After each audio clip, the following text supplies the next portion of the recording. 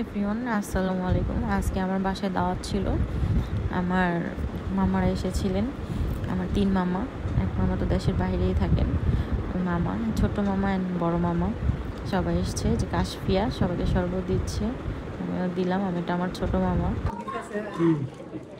যার লাগা বিয়া করছি সে তো নাই, 1 মাস থাকলো না আম্মার লাগা। এখন আমি সবাইকে দিব ওয়েলকাম ড্রিঙ্কস। সবাই এসছে আমার বাসায়। দেন আমি রান্নাবান্নার কাজে বিজি।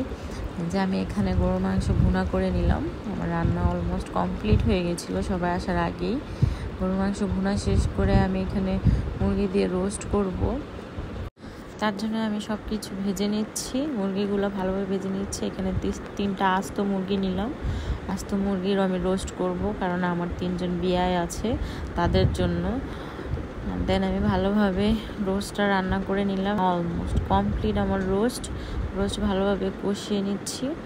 দেন আমার রোস্টও কমপ্লিট হয়ে গিয়েছে। রোস্টের কালারটা জাস্ট ওয়াও, অনেক ভালো হয়েছে কালারটা। এখন কাঁচামরিচ অ্যান্ড পেঁয়াজের বেরেস্তা দিয়ে আমি আমার রোস্ট রান্নাটা শেষ করলাম।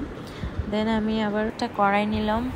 ওই প্যানের মধ্যে আমি চিংড়ি মাছ ভুনা করে নিলাম। অ্যান্ড আগে থেকেই আমি ইলিশ মাছ অ্যান্ড রূপচাঁদা মাছ ভালোভাবে মশলা দিয়ে মেখে রেখেছিলাম। এখন সব দিচ্ছি। ভাজাভাজির পর আমি দেখলাম বাচ্চারা অনেক দুষ্টামি করছে। এটা আমার ছোট ভাই, আমার যে মামার দেশের বাইরে থাকে, আমার ছোট ছেলে। অনেক সুন্দর হাসি ওর, মাশাল্লাহ।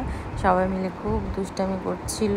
এটা আমার ছোট মামা, ওদের দেখলেই অনেক ভালো লাগে। অ্যান্ড আমি সব খাবার সার্ভ করে দিলাম গেস্টদের জন্য। এখন সবাই বসবে, আমি সবগুলা খাবারের ফুটেজ নিয়ে নিলাম। সবাই ভালো থাকবেন। আশা করি আমার রান্নাগুলো সবারই ভালো লেগেছে। Thank you everyone. আসসালামু আলাইকুম। ভালো থাকবেন সবাই।